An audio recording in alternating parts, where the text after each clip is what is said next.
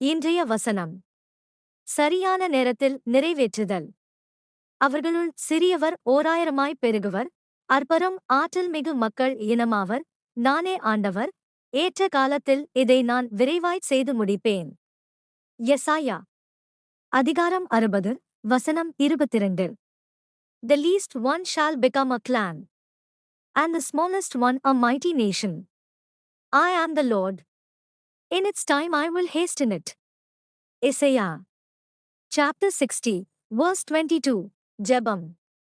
இறைவனே, உடனடி முடிவுகள் பெரும்பாலும் விரும்பப்படும் நமது வேகமான வாழ்க்கையின் நடுவில்.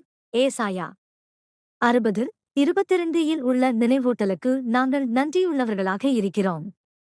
எல்லாவற்றையும் சரியான நேரத்தில் நடக்கச் செய்கிறீர்கள் என்பதை அறிந்து, உங்கள் தெய்வீக அட்டவணையை நம்ப எங்களுக்கு உதவுங்கள்.